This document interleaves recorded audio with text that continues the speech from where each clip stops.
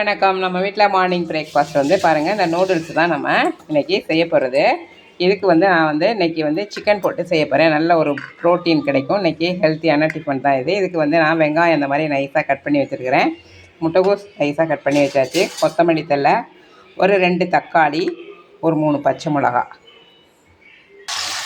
பாருங்கள், இந்த சிக்கனில் வந்து இஞ்சி பூண்டு பேஸ்ட்டு, தனி மிளகாத்தூள், பெப்பர் போட்டு நல்லா மசாஜ் பண்ணி இதை இப்போ எண்ணெயில் பொரிக்க போகிறோம். அதை அப்படியே நல்லா வதக்கிடணும். இந்த தண்ணியில் தான் லைட்டாக நல்லா கொஞ்சம் சுருக்குன்னு சூடு வந்த பிற்பாடு இந்த மேகி போட்டு நல்லா வடிகட்டி நம்ம எடுத்துடணும். 2 நிமிஷம் விட்டே நம்ம எடுக்கணும். அதை நல்லா வதக்கிடுவோம். தனியாக எதுவும் நான் மசாலா மிக்ஸ் பண்ணலை. இந்த மேகி மசாலா தான் நான் போடுறது. இதுதான் காரமே. நல்லா கொஞ்சம் நல்லா வேகட்டும். மேகி மசாலாவை இது மாதிரி கட் பண்ணி நம்ம வச்சுக்கலாம். வெங்காயம் ஓரளவு நல்லா வெந்துருக்குது. நல்லா கொதிக்கிற தண்ணியில் அப்படியே போட்டுக்கலாம். போட்டுட்டு ஒரு 2 நிமிஷம், ஒரு 3 நிமிஷம் விடலாம். விட்டுட்டு நம்ம அப்படியே வடிகட்டி எடுக்கணும். இதை நல்ல உதிரியாக இருக்கும். சிம்மில் வச்சு அப்பப்போ நல்லா கிண்டி விட்டுக்குவோம். சிக்கன் வந்து இந்த மாதிரி பொடியாக கட் பண்ணணும்ப்பா. நம்ம நார்மலாக சமைக்கிறத விட மேகிக்கு செய்யும்போது இந்த மாதிரி பொடியாக கட் பண்ணிக்கோங்க. வெங்காயம், பச்சை மிளகா எல்லாம் அப்படியே நல்லா வணக்கலாம். தக்காளி, முட்டைகோஸ் எல்லாமே போடுறோம்.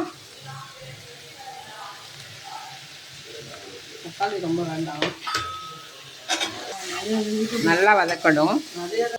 பாருங்கள், ஊற்றியாச்சு. கொஞ்சம் நார்மல் பச்சை தண்ணி ஊற்றிங்கன்னா நல்ல ஒரு உதிரியாக கிடைக்கும். வளவளப்பு இருக்காது. பாதி போட்டு பாதி மசாலா போடுறோம் பார்த்துக்கோங்க.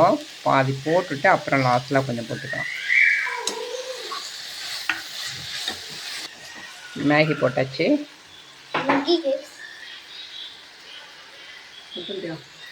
2 ஸ்பூன் எண்ணெய் விட்டாச்சு.